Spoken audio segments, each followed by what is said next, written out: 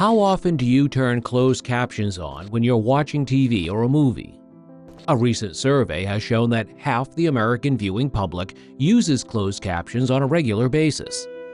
Yet not many Americans know that a federal agency devised a way to encode extra information in TV signals in the early 1970s, and that led to those helpful captions appearing on our TVs today.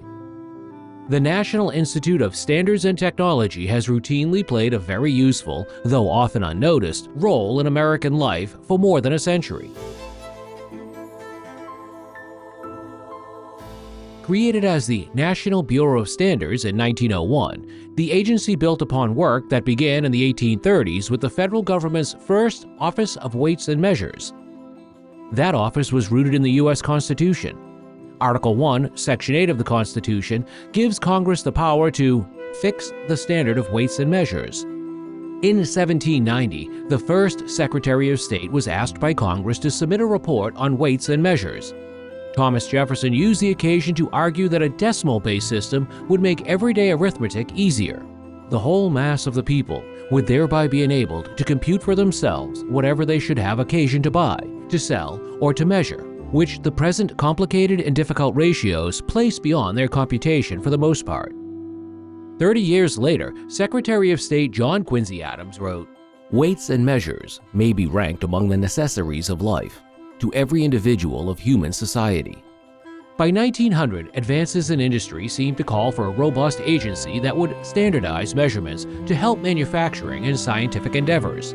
The new agency, created by Congress in 1901, attracted top scientific and engineering talent. It was soon known for scientific innovation.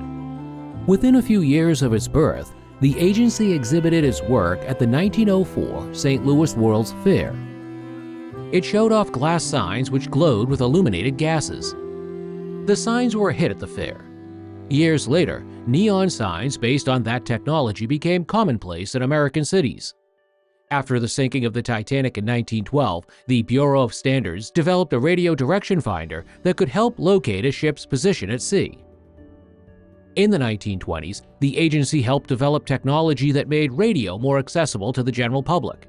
In the 1930s, it contributed scientific expertise, including typewriter, handwriting, and ballistic identification techniques to the FBI crime lab. The Bureau of Standards developed such a preeminent reputation that in the 1940s it was commissioned to design and build airtight cases to display and preserve the nation's founding documents. The Constitution, Bill of Rights, and Declaration of Independence were then installed in public view in the rotunda of the National Archives in 1952. The Bureau, which in 1988 was renamed the National Institute of Standards and Technology, has become widely recognized for expertise in many fields. NIST scientists and engineers produced an extensive report on the destruction of the World Trade Center towers in the terrorist 9/11 attacks.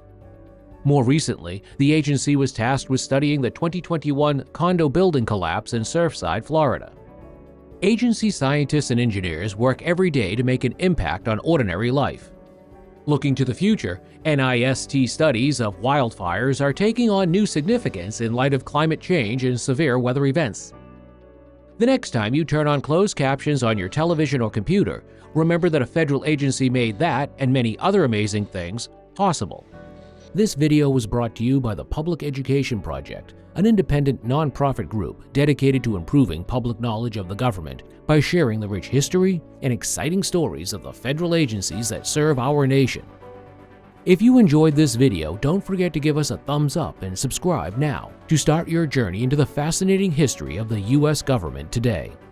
If you'd like to delve deeper into the rich history of the National Institute of Standards and Technology or any other federal agency, be sure to visit our Agency Histories page at publiceducationproject.org, featuring nearly 250 detailed pages showcasing the diverse stories of agencies dating back to the nation's founding. Follow us on Facebook, Instagram, and TikTok so you don't miss out on new videos and updates.